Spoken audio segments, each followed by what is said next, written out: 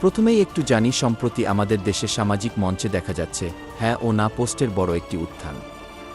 একদিকে যারা চান আগে একটি গণভোটও, তারা পোস্ট করছেন হ্যাঁ লিখে। অন্যদিকে যারা চান নির্ধারিত নির্বাচনের দিনে অথবা পরে ভোট, তারা করছেন না লিখে। এই স্ট্যাটাস, পোস্ট, কার্ড বা মিম শুধু ব্যক্তির মেজাজের বিষয় নয়, একাধিক রাজনৈতিক সংগঠন, নেতা, নেত্রীদের বক্তব্যেও দেখা গেছে। এবার প্রশ্ন, এটি কেন শুরু হলো? সোজা কথায় বললে, একটি বড় রাজনৈতিক ইস্যু ঘিরে যেটা আলোচনায় এসেছে, নির্বাচনের আগে গণভোট আয়োজন করা যেতে পারে। সাথে রয়েছে বিভিন্ন রাজনৈতিক দল ও সংগঠনের ভিন্নমত। এক দল চান আগেই গণভোট, অন্যরা চান নির্বাচনের নিয়ম অনুযায়ী এগিয়ে যাওয়া।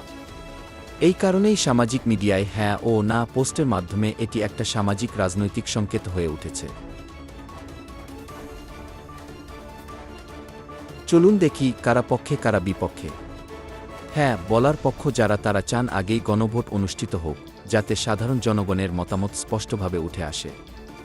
না বলার পক্ষ যারা, তারা হয়তো চান নির্ধারিত সময়ে নির্বাচন হোক অথবা গণভোট আয়োজনকে সন্দেহভাজন মনে করছেন। কোনটি সঠিক তা একভাবে বলা কঠিন, কারণ এখানে শুধু রাজনৈতিক ইচ্ছা নয়, সামাজিক প্রতিক্রিয়া, বিশ্বাস ও আগামী সময়ের ভয়, উত্তেজনা মিশে রয়েছে। এই হ্যাঁ না ট্রেন্ড শুধুই পোস্টের সীমাবদ্ধ নয়, এর প্রভাব পড়ছে ব্যক্তি সম্পর্কে, সামাজিক মঞ্চে আর রাজনীতিতে। উদাহরণস্বরূপ, ব্যক্তিরা দ্রুত একটি সিদ্ধান্তে যাচ্ছেন শুধু হ্যাঁ বা না লিখে। এতে গভীর চিন্তা ও আলোচনার অংশটা কমে যেতে পারে। সামাজিক মিডিয়ায় বিভাজন বাড়ছে, একে অপরকে হ্যাঁ বলেছে না বলেছে। শ্রেণী গোষ্ঠী মতভেদ আরও দৃশ্যমান হচ্ছে।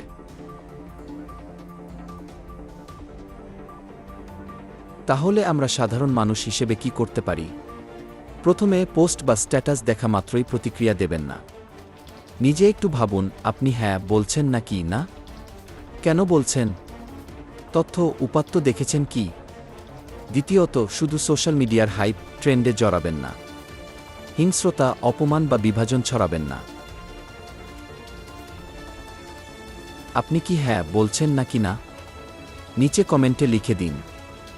ভিডিওটি ভালো লাগলে লাইক দিন, শেয়ার করুন।